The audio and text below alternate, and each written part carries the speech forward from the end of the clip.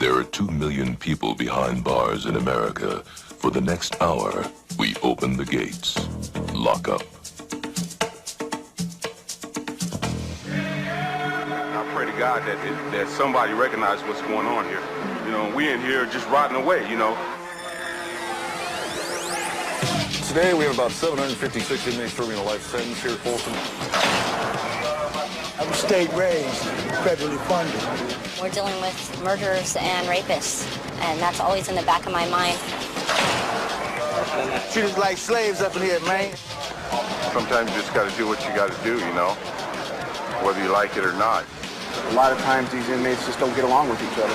You know, they didn't get along with people on the outside, that's why they're here. They were stomping his head. You can see he went out code 3 in the ambulance, so he's pretty messed up.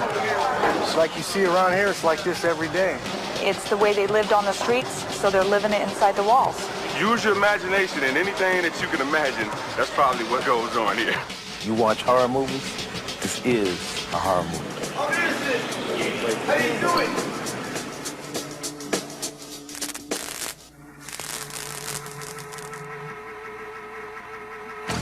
Since 1880, California's Folsom State Prison has gained a reputation for violence and bloodshed. Inmates once called it the end of the world. In December of 2002, the prison's worst riot in a decade broke out, with about 100 prisoners involved. Dozens were hurt before the melee ended when a guard shot and seriously wounded a prisoner. It's graphic evidence that keeping the peace remains a challenge inside Folsom, with officers outnumbered about 90 to 1. In this hour, you'll see what's being done to maintain safety and how violence sometimes boils over anyway. Folsom State Prison is located in the rolling hills of Northern California, just east of Sacramento. The original structures still stand as an imposing fortress of solid granite. Up close, the first thing you notice is how old the prison looks. Little has changed about these old steel doors. Many of them hung 120 years ago when the prison was still new. Walls that surround Folsom were built 30 feet into the air and 15 feet below ground to prevent tunneling. In the early years, state dignitaries were invited to the annual 4th of July activities where inmates were put on display. On most other days, violence ruled this yard where fights and stabbings were common. Even the warden was stabbed to death by a group of inmates during a riot in 1937. Originally constructed to relieve overcrowding at San Quentin State Prison, Folsom housed some of the most dangerous inmates of the time.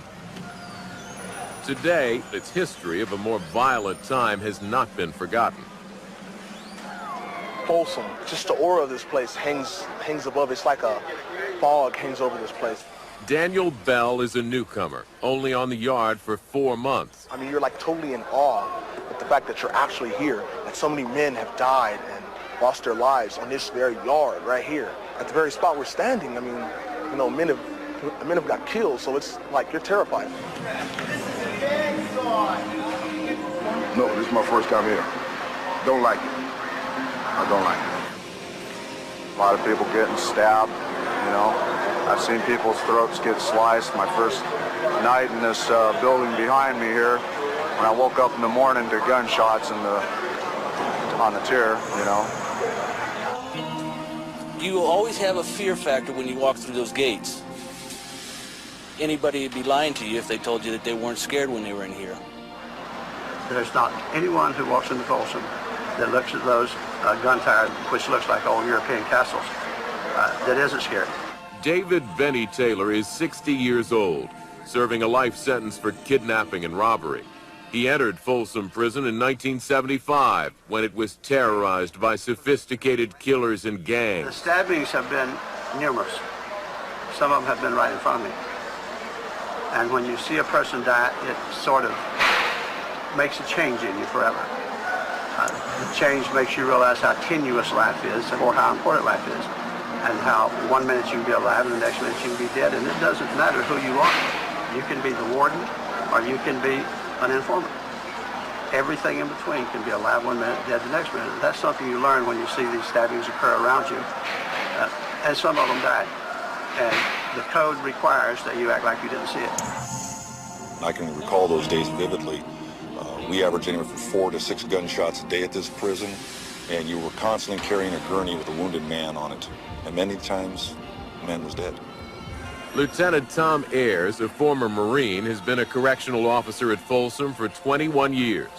When staff come in here, especially our uniformed officers, they are taught the history of this prison and the great sacrifice of people who have died here in the line of duty, and they're constantly reminded of that.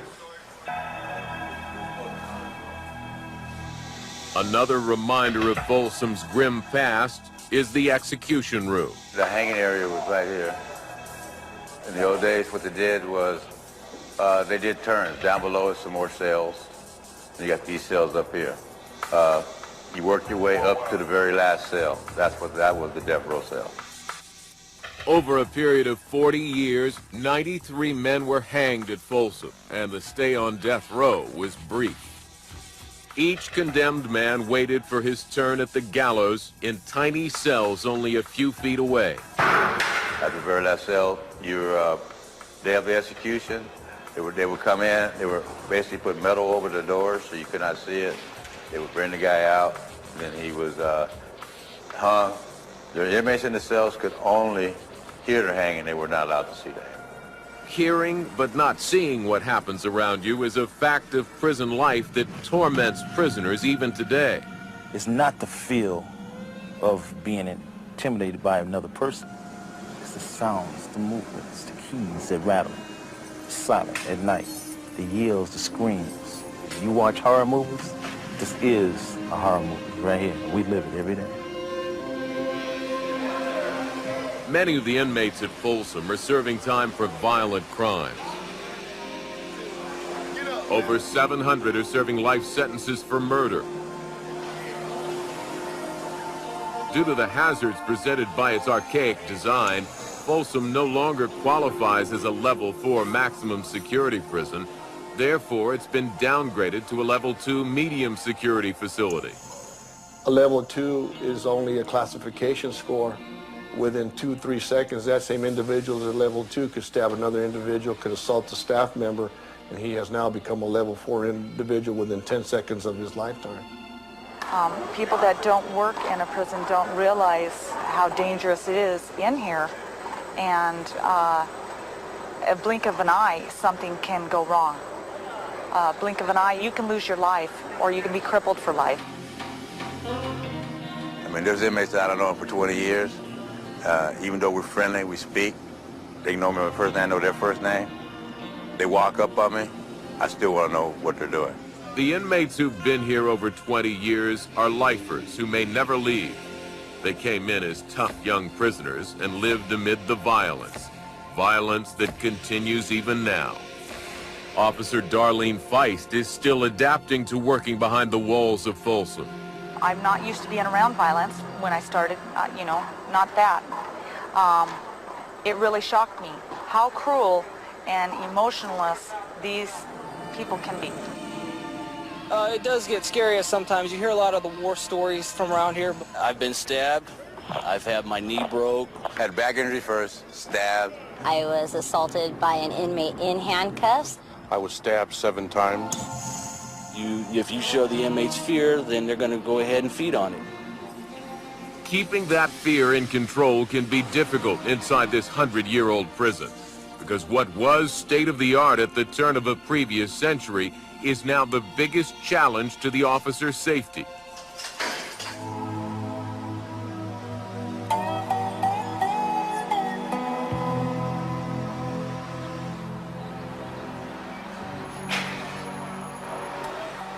Folsom State Prison is more than 120 years old, and as a result, the facilities are a patchwork of prison technology. For example, arriving inmates are kept track of by a modern computer database, while officers on duty keep track of their weapons and keys by using a more low-tech method. Some inmates will be housed in World War II-era cell blocks where each tier is visible from the ground floor. Others will do their time in the dungeon-like confinement of cell block 5. It's a place where the sun never shines. You become a walking dead man in here. You understand what I'm saying? You're a walking dead man. Really don't nobody see you, and it's like the old saying goes, out of sight, out of mind.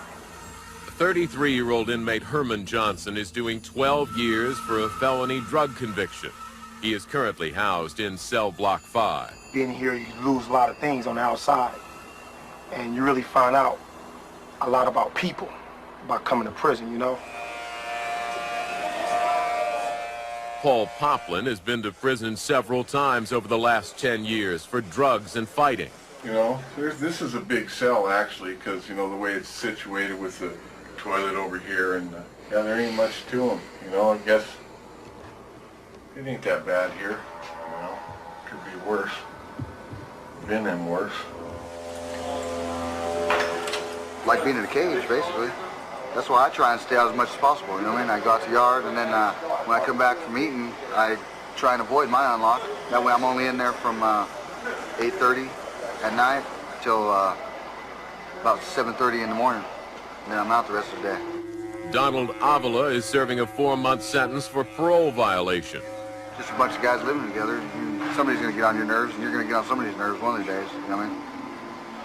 Inmate Johnson recalls his first experience with prison violence after going to general population, commonly referred to as the main line. When I hit the main line, maybe 2 weeks, not even a good 2 weeks, big riot jumped off, and I saw a lot of stickings and everything, and it was crazy.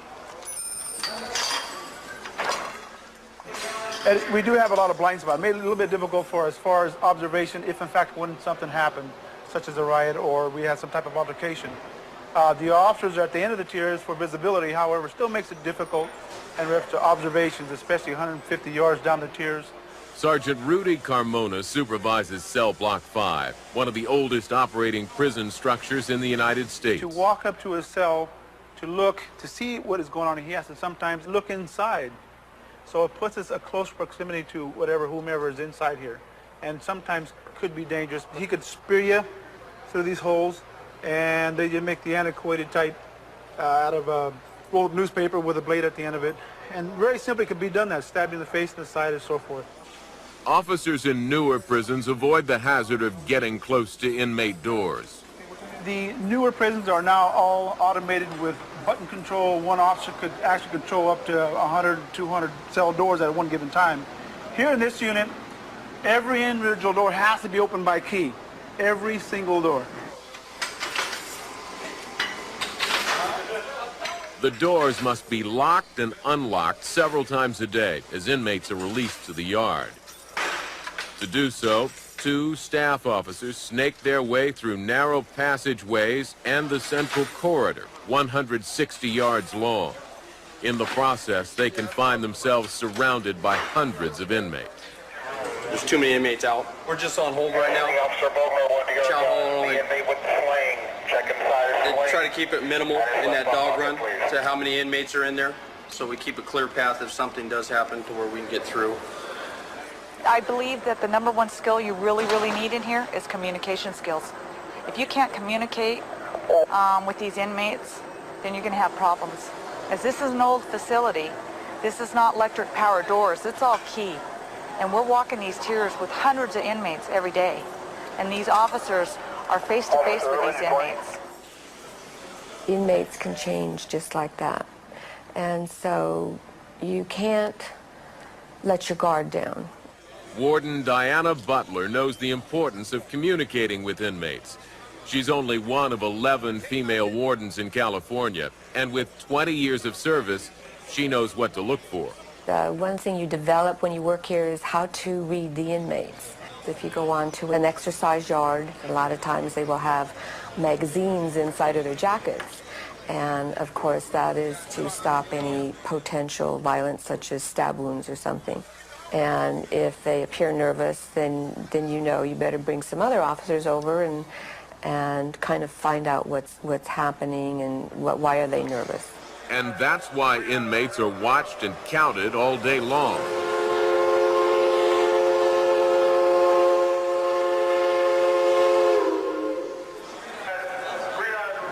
Right now we're having a major movement. We're having our main yard come in. In this particular building, this is daily, 7 days a week, every day. To prevent escape, inmates return 5 times a day to be counted, just as it was done a century ago, one man at a time. BB1, steady count. BB2, steady count. 76 on both. 76 on both. It's time for us to break the cycle of that stuff. It's time for us to begin to realize and know who we are. Amen? Each inmate at Folsom must find his own way of surviving physically and emotionally in this environment. It's like being set down in front of a mirror and made look at yourself all day, every day. And usually, having gotten yourself in here, there's not going to be anything in that reflection you want to see. A lot of people don't know how to do time. A lot of people come here and think they can play. That's their perception, you know what I'm saying? But the concept is to do time. Don't let time do you. After you get used to it, you know, you get programmed to how the system runs. But at first, it's kind of hard, you know. Inmates refer to this process of survival and rehabilitation in prison as their program. Well, basically, you know, you got to do something. You got to have some sort of program, you know what I mean? Everybody here know how to program, you know what I'm saying? This is a programmable tier. The main thing for me from day to day is to work to improve myself. Because this is a correctional facility, and I'm here for correction. And it's kind of hard to be in a situation like this because not everybody here is for correction. Not everybody here understands the meaning of correction. So when you're trying to change your life, you have maybe others around you that don't want to change their life. And it's kind of a struggle between, you know, evil and good, evil and good. It's tough being your own person in an environment like this, not to be sucked into the negativity. The same misery loves company is so fit for this environment. Kindness, compassion, caring inside the institution, it's a weakness. They don't care about somebody's feelings. That's why they're in here. You know, that's why they're in here, because of what they did on the outside and what they did to somebody else. Part of their program for self-rehabilitation means contemplating their crime. That's a before, this is an after. Charles Williams was only 27 years old when he arrived. As seen through his prison ID cards, serving 21 years of a life sentence has taken its toll. A bar fight that got out of hand, led out into the parking lot, and I beat a man to death. I mean, it was a senseless crime. I was drinking, he was drinking, and I just took it too far. He didn't deserve that. Nobody could make an accurate assessment of me without getting to know me. I mean, I am a clean-cut guy. I'm not a troublemaker, but you can't honestly know that till you get to have a chance to sit down and talk with me and know me. Just by looking at me, I don't know, everybody thought Ted Bundy was a really swell-looking cat, but turned out he was a freak. Marty Allen, a former firefighter, was convicted of second-degree murder. He's serving a life sentence and is not eligible for parole until 2006. If you saw me on the street in a suit, you'd never guess I'd been in prison. So you can't judge an individual by just looking at him. You have to get to know him, bottom line. I was a bodybuilder, and I competed on a national level. I placed in the top 10 in Mr. California, also placed in the top 10 in Mr. USA. And when I came here, I started to realize that this is not me. This is not how I was raised. It's not how I was brought up. But I choose, like I told my parents, I choose this lifestyle. You know what I mean? I don't blame them, I blame myself. I can't blame them, you know what I mean? Because out of 7 children, I'm the only one. One mistake, no juvenile criminal history, no drinking in public or anything like that. One mistake, and all because I was being a follower and not a leader. I was an impressionable kid who just thought that he would never get in trouble. Brian Tomasello has been at Folsom for 10 years. He was sentenced at the age of 21. I committed a crime of kidnap robbery.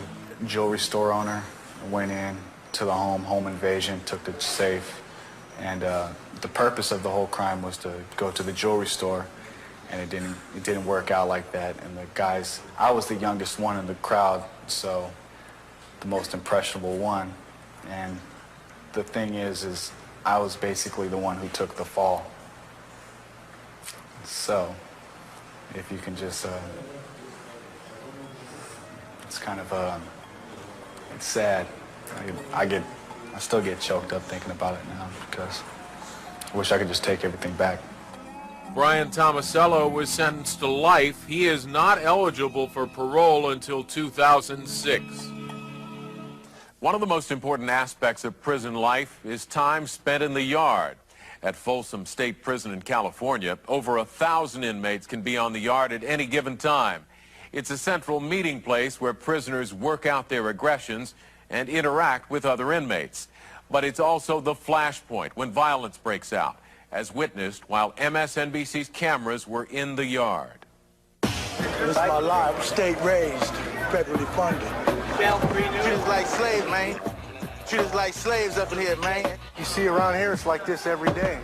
Seeing people, getting shot, killed, riots and, melees and stuff like that. Like if you get somebody that's been an informant from your county, or a child molester or something, somebody in your car, that's your county, your local people, that are here in prison, you got to handle it. Somebody's got to handle it, or the whole car is shunned. Your whole car will be put on shine, on lame status. Because Folsom's yard is the smallest prison yard in the state, no one is segregated. Members of the various prison gangs who are known to be enemies are forced to walk amongst each other.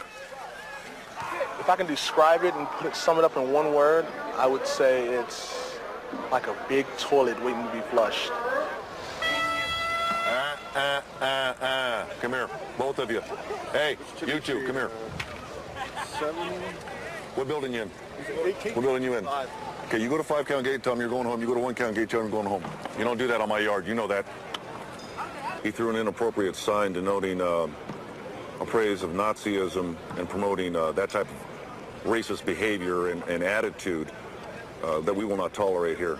If we let our guard down for one moment and we stop observing and interacting, tension can rise, and we can have a very volatile situation here. Oh, you can feel it. It's like electricity in the air. It's so thick you can actually breathe in the tension. And when that happens, you want to put yourself against a wall or put somebody behind you that you can trust, or just stay off in a corner. In a blink of an eye, that much time it can change. That's why our staff is out here watching, interacting, and monitoring the attitudes and the temperature gauge of this yard and institution, because there is the real threat that an attitude or temper can change in just a moment.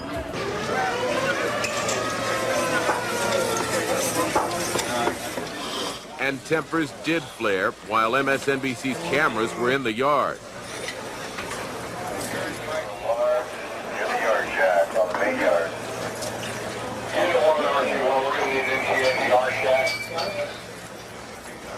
Well, we had two Northern Mexicans jumping on another Northern Mexican. It all stemmed over a disrespect issue.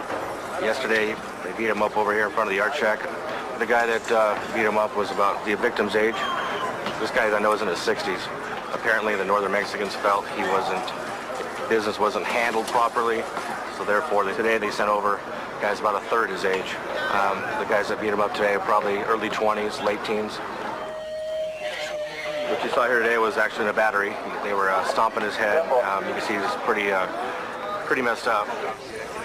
Lately, the Northern Mexicans have been acting up more so than any race on this yard, beating up their own over respect issues. Prison's about a lot of respect. When you're disrespected, situations like this take place. As long as you have street gangs, you will always have prison gangs. These guys aspire to do that. Most individuals In a free society would aspire to be doctors and lawyers. These guys don't think past tomorrow. They don't know what they're going to be doing a half hour from now. They aspire to be the shot callers, the leaders, the gang members. And just talking to these individuals at various times, I've posed that question to them. Why is it that you want to do this lifestyle? And basically it's because that's what they look up to.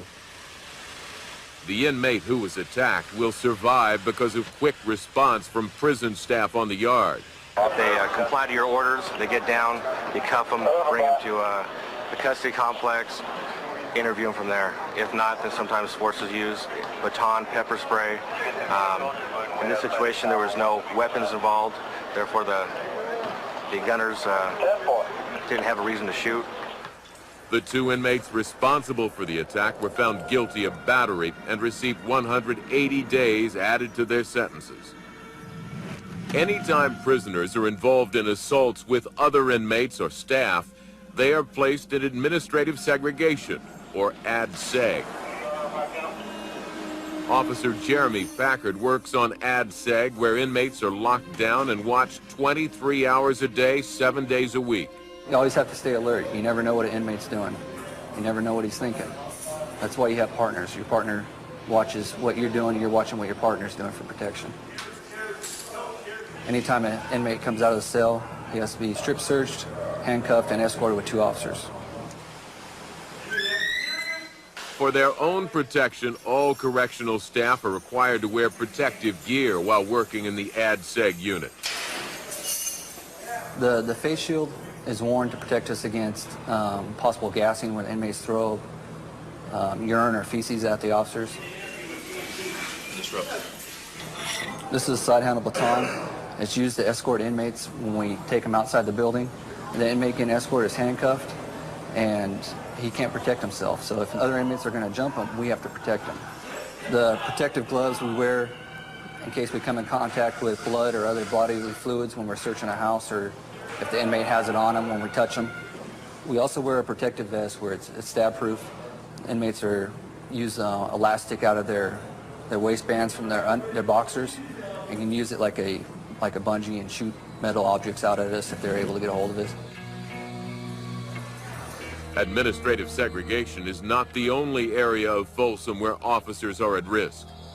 I've been in and on probably about 24 cell extractions to where I've had people jump on my back when we going in and we're trying to get them. Nothing I haven't healed from, but you just got to understand that there's always potential to be hurt in this job, and that's basically what you're getting paid for. Come in here and do that. A lot of times these inmates just don't get along with each other. You know, they didn't get along with people on the outside, that's why they're here. And you put them all in the same setting, in a small cell, you have the ability to be volatile. For the inmates who demonstrate good behavior, there are areas of Folsom Prison that appear more like scenes outside the wall, where inmates are able to learn things like landscaping, how to rebuild computer systems, study in the law library if they choose to appeal their sentence, learn about carpentry, or the most prized job among inmates is making license plates. Every single license plate in California is made here. But anytime inmates have access to power tools and steel equipment, there's a danger of weapons getting into the population. You know, it's kind of hard for us to live up in this small space.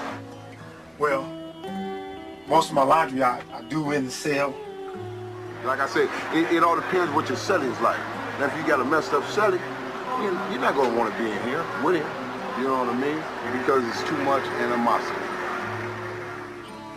Inmates spend years living in cells with floor space about the size of a piece of plywood, 4 feet by 8 feet. Yet in this tiny space, they manage to hide weapons and contraband not allowed in Folsom Prison. That's why there's the Investigative Services Unit, sort of a police department within a police department. Officer Juan Borrego and his team investigate prison gang activity, inmate squabbles, and homicides. And to keep all those things from getting out of hand, he's constantly looking for signs of trouble. They'll use toothpaste. They'll use any type of ceramic putty or cement, anything that's in the institution, to be able to conceal things, and sometimes even hidden compartments. When inmates are released to the exercise yard, they never know if Officer Borrego is looking in their cell. But when they return, there will be no doubt he was there. Nothing is overlooked. Tubes of toothpaste. Try to see if the integrity of it has not been broken. A lot of times they'll stick down, stuff it in, and retrieve it later. You get these speed sticks, stuff like that. Usually what we'll have to do is we'll have to go all the way through to make sure that at the very bottom of this, they don't secrete something. But at this point, you can see where there's nothing there. Sometimes they'll actually allow or rent each other pornographic material. Bedding has always been a good place to hide things for them. Kind of like a food of choice in the institution, top ramen. It's a delicacy. You can see these individuals here have a lot of personal property. Well, the first thing that I do, and this is just my personal observations and how I do my cell searches. I would take an overall view of the cell. It tells me a little bit about the individual. Is there certain colors that are prevalent in the cell? It'll tell me if he's some type of a disrupted group, if he's a blood or a crip, just because of the colors. If he's Hispanic, he's a northern Hispanic, or if he's a southern Hispanic. If I see swastikas in there, my clues tell me, white supremacist cause. So that tells me a little about him. If it's unruly, unkept, is he a drug addict? So I take all those things into account before I look, depending on what I'm investigating. This was just a routine cell search. This time, nothing suspicious was found. But that's not always the case. As you see here, we have a wide variety of weapons that have been discovered here at Folsom. They go all the way from the big type of weapons all the way down to the slashing type of instruments. They'll roll newspapers up. They'll actually make real crude type of darts that are dipped in feces and urine and are shot at staff. We see these bottles here that are taped up together. One of the things that they do here is they secrete things in their rectums. The individual that had these bottles was actually trying to stretch his rectum up to be able to smuggle in some dynamite into our institution. Another way weapons can get into prison is through the mail. While officers cannot read personal letters, they do have a right to inspect them for illegal items. We're reviewing the mail to make sure that there's nothing inappropriate. This particular letter here has pictures in it, and we want to make sure that there are no pictures of small children, as in, child pornography. So once we determine that these pictures are within the guidelines of what the inmates can have, then we'll go ahead and, seal it back up and allow them to have that. Now, this inmate has got a card from a loved one, and I can already see that there's some contraband here that he will not be allowed to have. So we will remove this piece of contraband. And since drugs are secreted frequently inside cards like this, we want to check to make sure that the card is not been altered in any way. Very time-consuming and exhaustive process, but it's what you have to do in order to ensure that drugs aren't getting into the institution. Their living quarters have been searched, the mail has been searched, and now the inmates who've been allowed to attend classes or work in the equipment shops must line up for yet another sort of inspection. Each man must disrobe and shower in a full view of prison staff. Clothes are carefully examined as inmates pass through a metal detector. For all of the scrutiny over things inmates are not allowed to have, one of the things some of the inmates are allowed is conjugal visits. A row of small apartments ringed with chain link fence and barbed wire are made available for family visits for inmates who are eligible and demonstrate good behavior. In other words, I behaved myself well enough to get out from behind the wall. Gordon Simpson was sentenced to 5.5 years for receiving stolen property. He has 2.5 years left, and his wife Barbara is allowed to visit. We met through a friend. My best friend, they were in the same county jail together, and they were writing. She gave him my address to write to her, and I kept getting these letters, and I sent them on to her.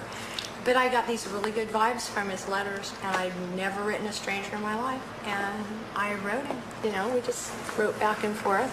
Then she finally we put in for an application for visiting. It took me 8 months to get cleared. Yeah, because it's a long process to get cleared. And especially if... She'd been in trouble herself yes. a long time ago. So anyway, then we sort of fell in love, got married, and here we are. I got married here December 9th of last year. So, in fact, we honeymooned in this very cottage here. So, this is only our third time we're going to have a conjugal visit, so. So it's pretty cool. Yeah. It makes time go by a lot easier. A lot easier. Doing time in Folsom affects the prisoners in two ways. Physically, they all make the adjustment to the rigors of prison life. Regular meal schedule, regular work program, constantly being counted, daily searches of their bodies and their bunks. But emotionally, they all talk about separation from family as the most difficult part of doing time.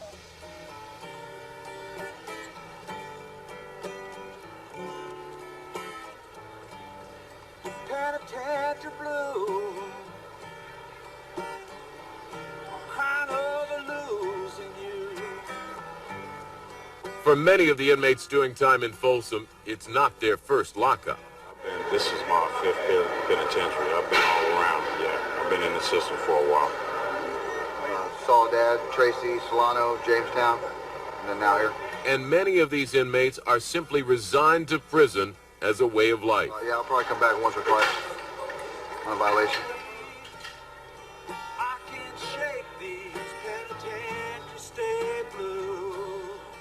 But Flacco has come to the realization that hanging with a street gang does not mean lifetime loyalty. Well, basically, you know what it boils down to? An eye-opener for me was when I fell, you know, when I got locked up, where were they? You know, the only people riding me, the people taking care of me right now is my family. You know, all them guys, oh yeah, homeboy this, they're nowhere to be found right now. You know, so when it boils down to who's really here for me right now is my family. And for Chester Reed, it's that separation from family and his wife of 32 years that is most painful. The misery I went through inside these walls and the pain that I caused my family, it'll never happen again, not in my lifetime. It hurts me just to think of the hurt that I caused those ones out there that loves me, especially my wife. She was there all the time. And then being together for 35 years as my soulmate, I don't even like insects to bite her. That's how personal I take it. Twice a month for the past 6 years, Chester's wife Ruby has flown in from Texas to visit. One of the things about your spouse being incarcerated is that you feel so much shame. You know, we had a pretty middle-class family. I mean, my daughter thought it was a perfect family. I have 2 adult children also. And suburban home. This stuff doesn't happen in your family. When it did happen, you don't want anybody to know about it. Man, for me to sit here in front of a camera and talk about this and think that somebody else would see it, especially somebody on my job, is more than I would have ever thought. I mean, my family didn't know about it for 2 or 3 years. What did you tell them? What did you tell your family? That my husband was out doing work. He was working, so I was kind of fudging it, thinking, well, he is working in prison, so I'm not really lying. And they knew that my husband would travel from time to time, so for years I covered it that way. Everyone in life periodically has told himself, what I do only affects me. It's not true. When you do wrong and you're incarcerated in prison, it affects everyone who loves you. First-time offender Brian Tomasello now has a greater appreciation for the little things in life. Through this experience, you learn that all the things that you took for granted, washing your clothes in a washing machine, I mean, something little may be to you, but now to me it's going to mean everything. You know, walking into the grocery store and having multiple choices of items I want to buy, or going clothes shopping, or just getting in the car, going to see the beach. That's what's tough about being in prison, because everything's the same day in, day out. Basically, your program doesn't change. Once I leave here, I'm leaving here. It's going to stay behind me. I don't want nothing to do with it, you know.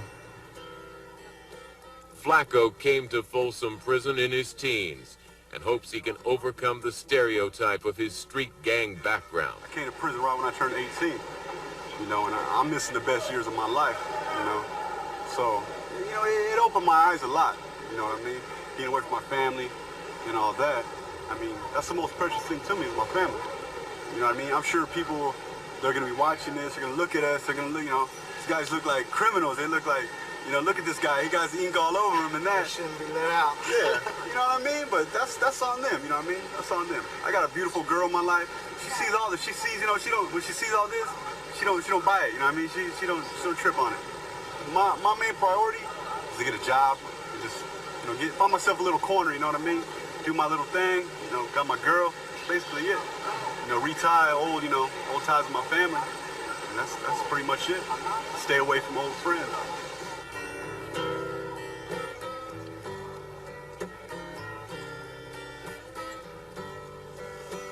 The question of going straight or coming back is a question that plays out in the minds of men every day in the receiving and release unit.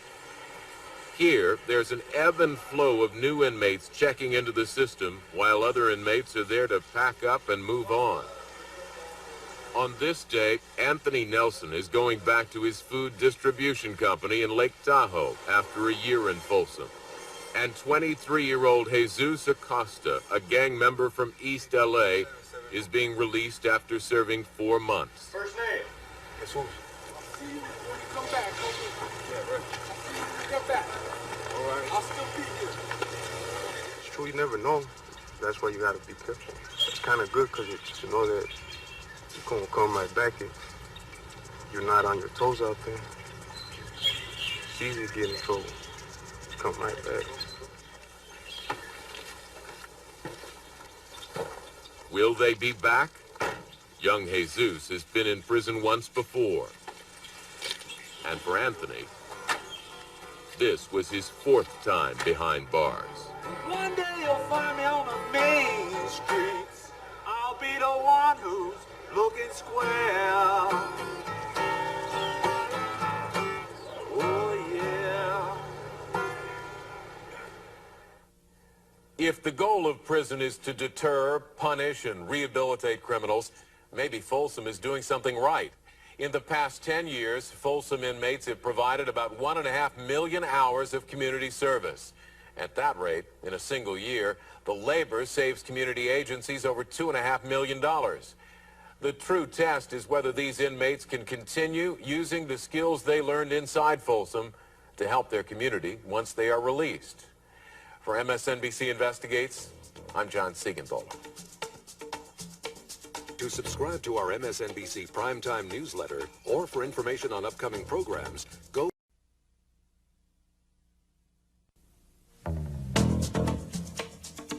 There are 2 million people behind bars in America. For the next hour, we open the gates. Lock up. I pray to God that somebody recognizes what's going on here. You know, we in here just rotting away, you know. Today we have about 756 inmates serving a life sentence here at Folsom.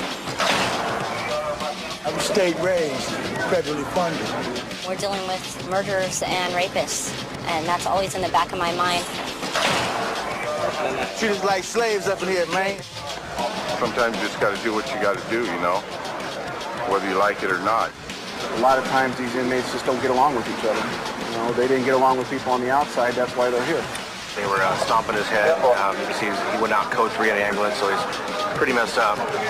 It's like you see around here, it's like this every day. It's the way they lived on the streets, so they're living it inside the walls.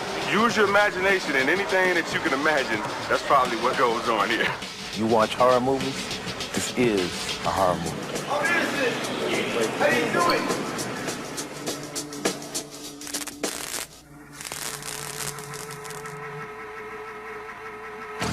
Since 1880, California's Folsom State Prison has gained a reputation for violence and bloodshed. Inmates once called it the end of the world. In December of 2002, the prison's worst riot in a decade broke out, with about 100 prisoners involved. Dozens were hurt before the melee ended when a guard shot and seriously wounded a prisoner. It's graphic evidence that keeping the peace remains a challenge inside Folsom, with officers outnumbered about 90-1. In this hour, you'll see what's being done to maintain safety and how violence sometimes boils over anyway. Folsom State Prison is located in the rolling hills of Northern California, just east of Sacramento. The original structures still stand as an imposing fortress of solid granite. Up close, the first thing you notice is how old the prison looks. Little has changed about these old steel doors. Many of them hung 120 years ago when the prison was still new. Walls that surround Folsom were built 30 feet into the air and 15 feet below ground to prevent tunneling. In the early years, state dignitaries were invited to the annual 4th of July activities where inmates were put on display. On most other days, violence ruled this yard where fights and stabbings were common. Even the warden was stabbed to death by a group of inmates during a riot in 1937. Originally constructed to relieve overcrowding at San Quentin State Prison, Folsom housed some of the most dangerous inmates of the time. Today, its history of a more violent time has not been forgotten. Folsom, just the aura of this place hangs above. It's like a fog hangs over this place. Daniel Bell is a newcomer, only on the yard for 4 months. I mean, you're like totally in awe at the fact that you're actually here. Like so many men have died and lost their lives on this very yard right here. At the very spot we're standing, I mean, you know, men have got killed, so it's like you're terrified.